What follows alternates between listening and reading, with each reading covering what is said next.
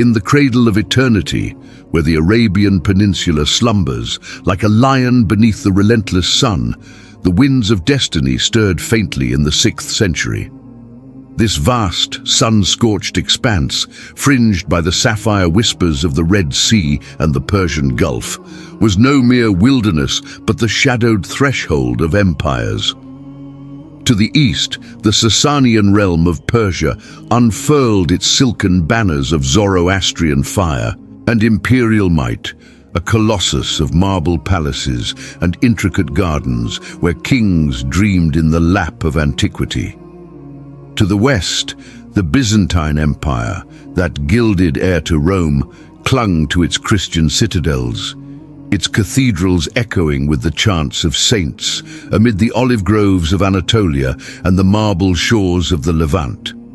Between these titans, the Arabs roamed, a mosaic of nomadic tribes, their lives woven into the rhythm of camel caravans and starlit tents.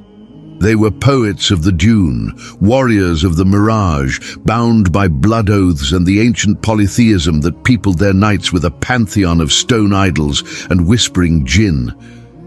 Kaaba in Mecca stood as their sacred heart, a cube of black stone draped in kiswa cloth, drawing pilgrims like moths to a flame, offering vows to deities as myriad as the grains of sand. Yet beneath this tapestry of tribal feuds and fleeting alliances, the unseen hand of Providence traced invisible lines.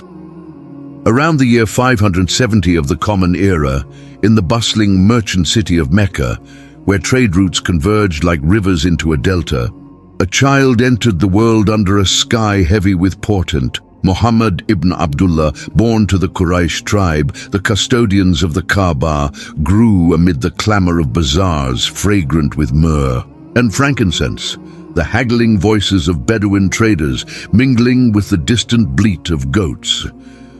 Orphaned early, he herded sheep on the sun-baked hills, his young eyes drinking in the infinite vault of stars that seemed to pulse with unspoken secrets. As a man, he wed Khadijah, a widow of wealth and wisdom, and plied the caravan paths to Syria, where whispers of monotheistic faiths, Judaism's stern covenant, Christianity's compassionate redeemer, brushed against his soul like desert breezes. In the solitude of Hira Cave, high above the valley's clamor, revelation descended like a thunderclap wrapped in silk. At 40, Muhammad received the first verses of the Quran, the eternal word of Allah, recited by the angel Jibril in a voice that shook the mountains. "Recite in the name of your Lord who created," it began, a cascade of Arabic eloquence that married the rhythm of poetry to the gravity of divine command. Monotheism, Tawheed, was no abstract creed, but a clarion call to shatter idols, to bind humanity in submission to the One, the merciful, the compassionate. Muhammad, the unlettered prophet, became the vessel for this luminous truth, the seal of prophets in a lineage stretching back to Adam, through Abraham's fire-forged faith, Moses' tablets of law, and Jesus' miracles of healing. The early years in Mecca were a forge of trial. His message of social justice, uplifting the widow, the orphan, the enslaved, ignited envy among the Quraysh elite, guardians of polytheistic commerce. Persecution shadowed him, boycotts starved his followers, stones pelted their prayers. In 622, the Hijra, the migration, unfolded like a sacred exodus. Muhammad and his Sahaba, the companions, slipped north to Yathrib, soon renamed Medina, the city of the Prophet. This flight marked year one of the Islamic lunar calendar, a pivot where the Ummah, the community of believers, coalesced from scattered souls into a nascent polity. In Medina's palm-shaded oases, Muhammad brokered the Constitution of Medina, a charter binding Muslims, Jews, and pagans in mutual defense, a blueprint for pluralistic governance amid the date groves. From this verdant sanctuary, the Prophet waged not conquests of greed, but battles of conviction. The wars of Badr, Uhud, and the trench etched legends in the sands. Arrows like locusts, swords flashing under crescent moons, yet always tempered by mercy, prisoners ransomed with verses of the Quran. By 630, Mecca bowed without bloodshed. The Kaaba was cleansed of idols, its black stone kissed in devotion. Tribes once fractured by vendettas pledged allegiance, their sheikhs reciting the Shahada under the Prophet's gaze. Arabia, that wild heartland of poetry and peril, unified not by iron crowns, but by the silken thread of faith. Muhammad's farewell sermon on Arafat's Mount in 632 rang like a timeless bell. All mankind is from Adam and Eve. An Arab has no superiority over a non-Arab, except by piety and good action. He passed into eternity that year, buried in Medina's mosque, leaving a legacy as vast as the horizon. The void he left was a chasm. Who could succeed the seal of prophets, the arbiter of revelation, the unifier of tribes? Succession, Khilafah, became the first rift in Islam's radiant dawn. The Ansar of Medina and Muhajirun from Mecca convened in the Saqifa, a thatched hall redolent of sweat and urgency, electing Abu Bakr, the Prophet's steadfast companion, as the first caliph, successor to the messenger of God. His caliphate, brief as a desert bloom, quelled the Ridda Wars, apostasy's rebellion, binding the peninsula anew. Umar ibn al-Khattab followed, the stern yet just, whose cloak billowed like a banner over conquests that redrew the world's map.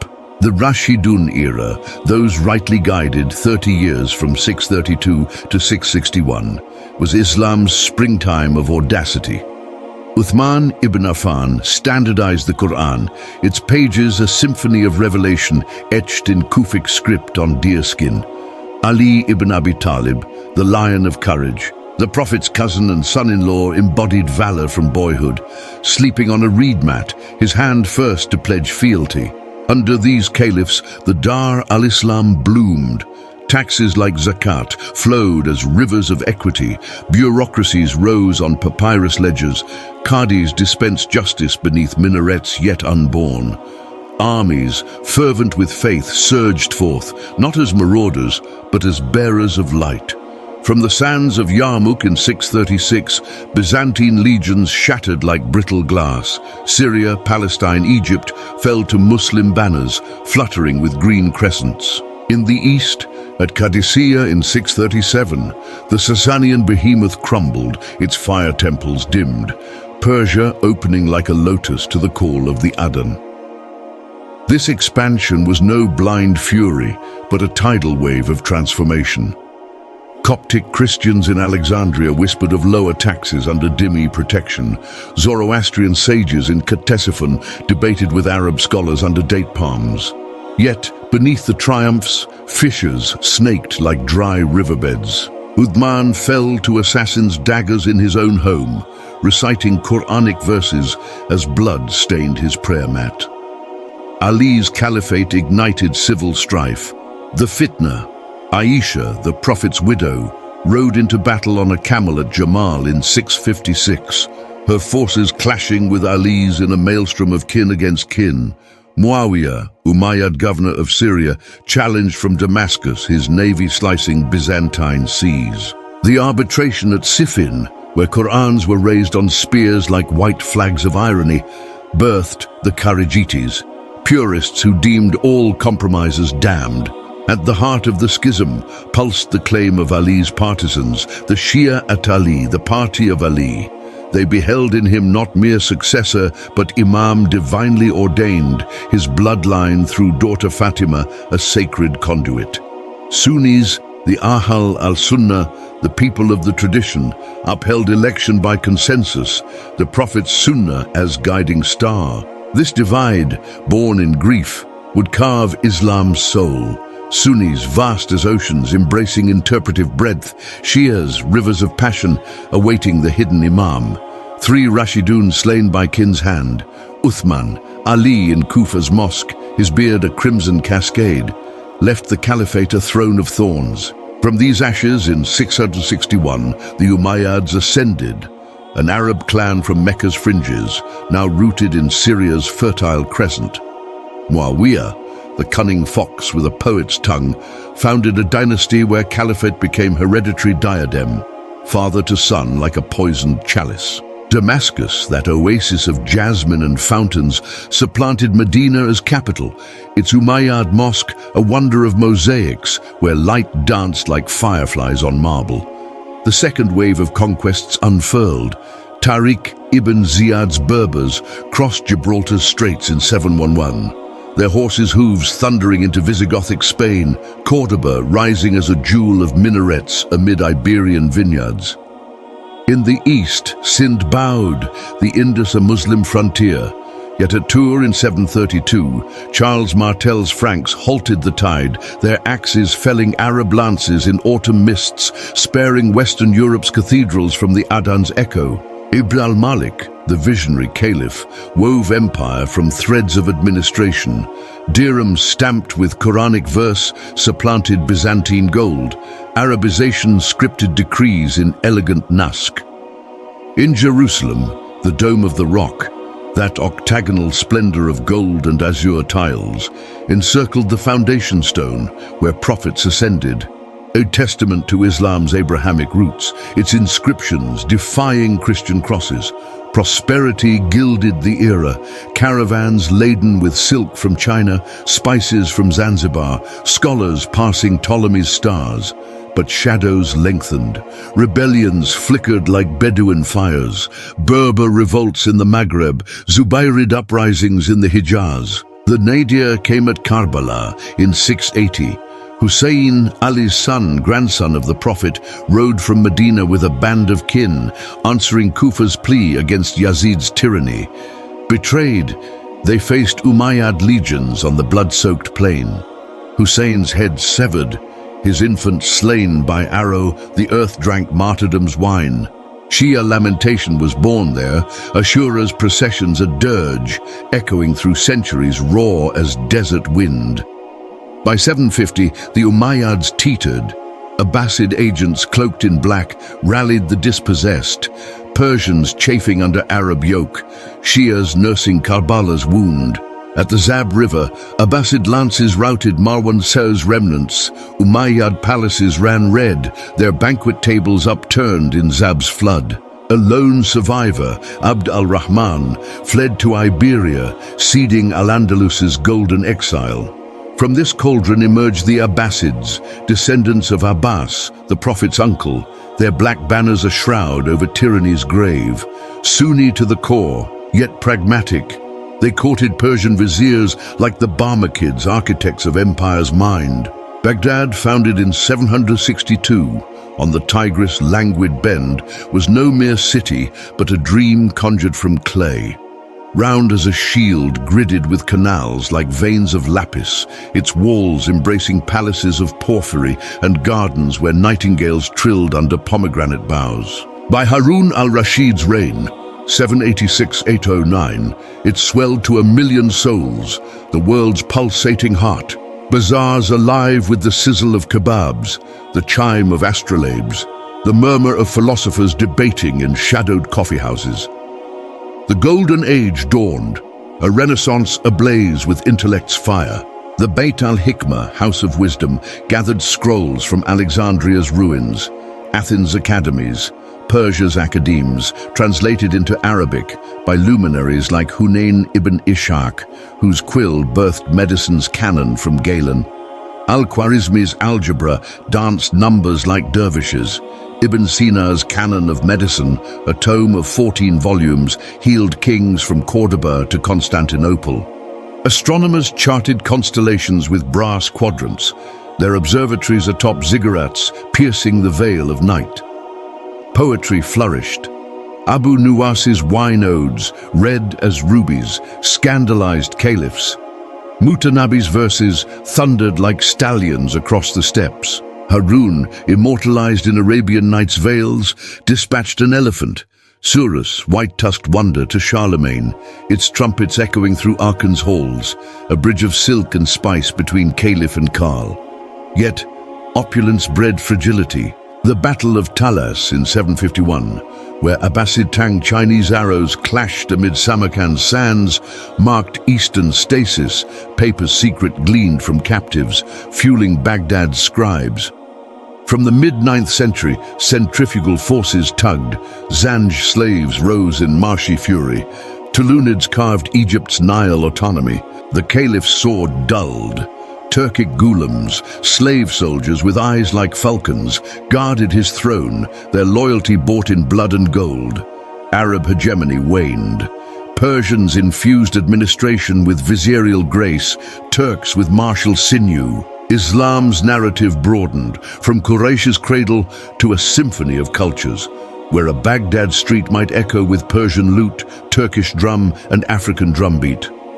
In the West, Al-Andalus shone untethered. Abd al-Rahman Nafr's Umayyads built Cordoba's great mosque, its horseshoe arches a forest of vermilion, mihrab ablaze with gold. Under Abd al-Rahman III, 912–961, the Caliphate of Cordoba rivaled Baghdad. Libraries hoarded 400,000 volumes. Philosophers like Averroes bridged Aristotle to Aquinas.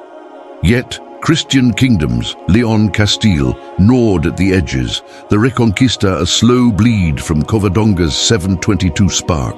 Taifas splintered after 1031, hastening Islam's Iberian twilight, though Granada's Alhambra, with its lacework of stucco and lion courts, lingered as a Nasrid swan song until 1492. Eastward, Persia stirred from conquest slumber. The Tahirids, Saffarids, Samanids, dynasties of Iranian vigor, revived the tongue of Ferdowsi, whose Shahnameh epic sang of Rostam's feats in rhythms older than Islam. Persian, clad in Arabic script, flowered anew, a phoenix from Sassanid ashes.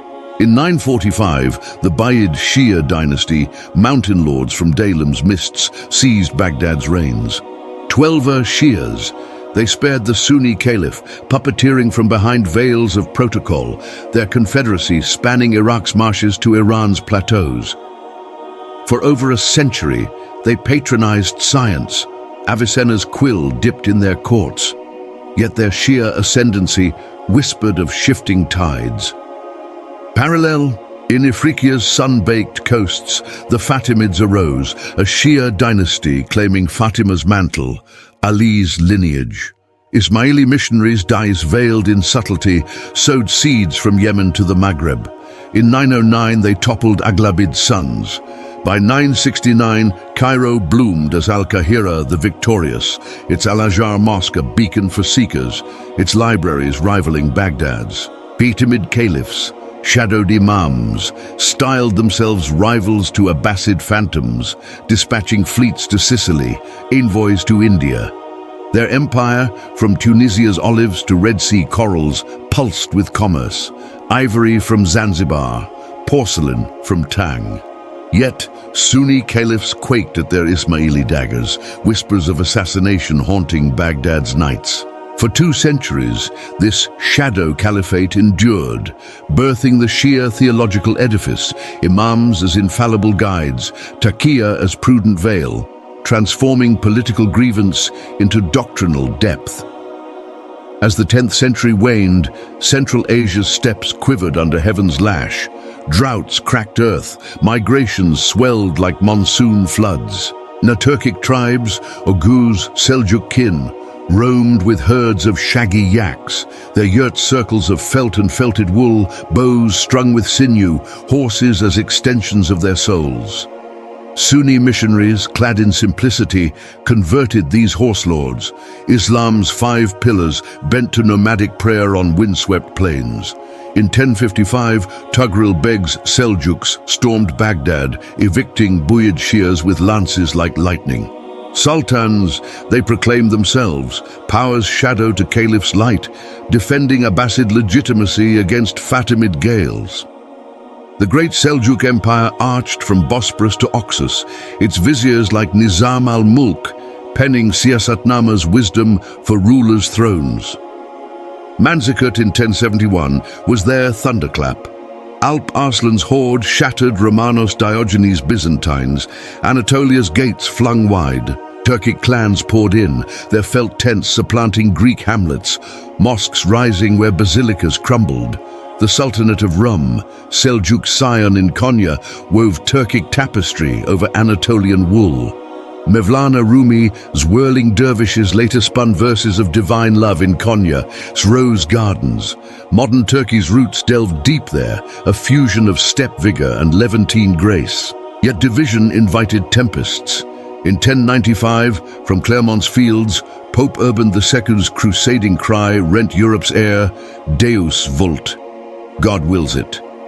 Frankish knights, spurred by piety and plunder, surged eastward, their iron hauberks clanking across Constantinople's Golden Horn. In 1099, Jerusalem's walls breached. Blood ran ankle-deep in Al-Aqsa's courts, the Temple Mount a charnel house. Crusade estates, Edessa, Antioch, Tripoli, Jerusalem, clung like barnacles to the Levant coast, their castles of pink limestone defying Muslim reprisals. To medieval Muslims, these Franks were barbarians, coarse in manner, crude in craft, their cathedrals squat beside Islam's slender spires. Yet trade trickled, Venetian galleys bartering steel for spices amid the skirmishes. From this crucible in the 12th century, Salah al-Din Yusuf ibn Ayyub emerged, a Kurdish son from Tikrit's hills. Born to Sunni vigor, he served Nur al-Din, Zangid lord, honing strategy in Aleppo's halls. In 1171, he dismantled Fatimid phantoms in Cairo, restoring Sunni dawn over the Nile. Founding the Ayyubid dynasty, he ruled Egypt and Syria from citadel's ramparts, his court a confluence of scholars and spies. Saladin's heart burned for unity. Against crusaders, he forged alliances like a smith tempers steel. At Hattin in 1187, amid Galilee's parched slopes, his archers' hail felled the true cross, Guy of Lusignan's host rooted in flames. Jerusalem yielded without sack, Saladin's mercy a knight's ransom, his banner atop Al-Aqsa a crescent's quiet triumph. Richard Lionheart Saladin saluted his foe's chivalry, but the blow lingered. Crusaders clung a century more, their acre falling in 1291 to Mamluk scimitars. Seljuk splendor fractured into Atabeg principalities, birthing the Khwarezmian Empire in Iran's east. Shah Ala ad-Din Muhammad, once Seljuk vassal, lorded over Transoxiana's oases, his realm a bulwark of minarets and madrasas. But the 13th century's horoscope foretold cataclysm. In Mongolia's frozen folds, north of the Great Wall, a tempest gathered. Temujin, forged in tribal wars, proclaimed Genghis Khan in 1206, universal ruler, ocean's strength in one man's frame. Shamanic skies watched as his hordes, mounted on ponies tough as leather, bows composite and cruel, swept like locusts. No empire withstood. Khwarezm's caravans butchered in Otrar, Shah fleeing to an isle's grave. By 1220, Samarkand's domes shattered, Balkh's libraries ash. Hulagu, Genghis's grandson, a bear of a man with eyes like Siberian ice, turned west in 1256. Ismaili assassins' eagle nests toppled from Alamout's crags, then Baghdad. The Caliph al-Mustasim, enfeebled puppet, spurned submission. In 1258, Hulagu's catapults hurled naphtha fireballs over the round city's walls. Tigris ran black with ink and blood. The House of Wisdom's scrolls, millennia's wisdom, flung into flames, pages curling like dying moths. Abbasid lineage ended in ignominy. Al-Mustasim trampled in carpet, his pleas muffled as hooves drummed requiem. 5 centuries of caliphal sun eclipsed, the Golden Age's embers scattered to winds. Hulagu's gaze pivoted to Egypt, Ayyubid embers. There, Mamluks, Turkic slaves, chattel forged into sultans, had seized the throne in 1250. Bought young from Kipchak steppes, manumitted in Cairo's barracks, they trained in the way of the bow and blade, their lives a ladder from Feta to Firman. Qutuz and Baybars, Mamluk lions, met Mongols at Ain Jalut in 1260, that Galilean gorge where David slew Goliath. Arrows darkened the sky. Mongol shamans fled as Baybar's feigned retreat lured them to slaughter. Unprecedented, the horde broke, Islam's dike against barbarism's flood.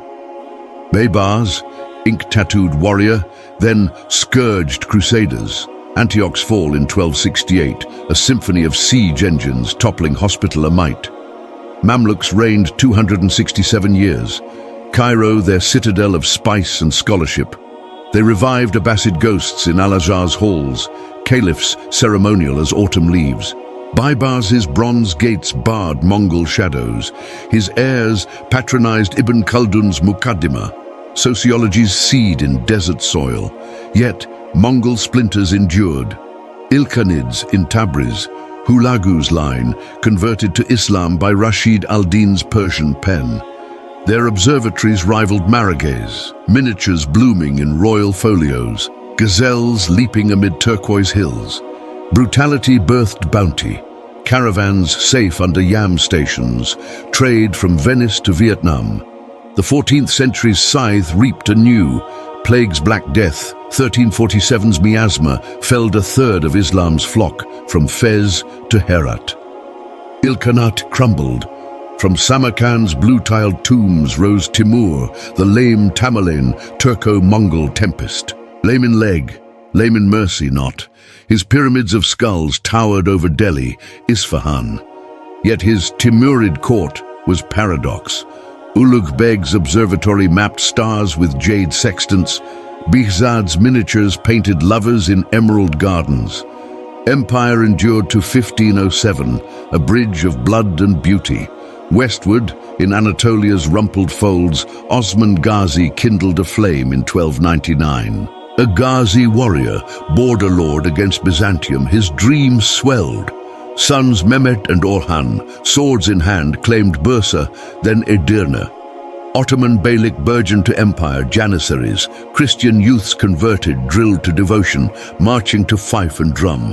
In 1453, Mehmed II, the conqueror, 21-year-old falcon, besieged Constantinople. Giant bombard cannons, roaring bronze dragons, breached Theodosius's walls. Chains sundered in the Golden Horn. Hagia Sophia's domes, once echoing vespers, resounded with Adhan. The city, reborn Istanbul, became Ottoman nave. Palaces of tulip tiles, Topkapi's pavilions gazing on Bosphorus's sapphire dance. Selim I the Grim, in 1516-17, tripled the realm. Gunpowder's thunder at Majd-Dabik felled Mamluks. Cairo's pyramids witnessed Abbasid finale, Selim claiming caliphal mantle. Ottoman sway blanketed 3 continents, Mecca's custodians, Algiers' corsairs, Budapest's minarets. The 16th century crowned 3 gunpowder empires, Ottomans in Rumeli's heart. Safavids in Persia is Shia blaze.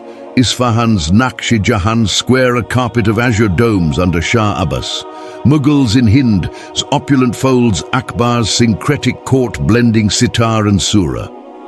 For 6 centuries, the Ottoman Caliphate endured, a colossus of crescents and capitulations. Suleiman the Magnificent's fleets cleaved Indian Ocean gales. Sinan's architectonics sculpted Suleymaniya's spires like prayers in stone. Through Tanzimat reforms, Crimean wars, Balkan fires, it staggered into the 20th. Young Turks' fever, Arab revolts whisper, culminating in 1924's abolition, Ataturk's secular sword severing caliphal thread. Yet its echoes linger in Istanbul's call to prayer, Cairo's coffee law, Tehran's bizarre banter, a millennium's odyssey from desert whisper to imperial roar. This saga, etched in sand and starlight, is no mere chronicle but a mirror to the human soul. Faith's fragile bloom amid conquest's thorn, schism's sorrow yielding wisdom's fruit. From Muhammad's cave to Mehmed's cannon, Islam's heartland pulses with resilience, a desert rose, thorny yet eternal, its petals unfurling toward horizons yet unseen.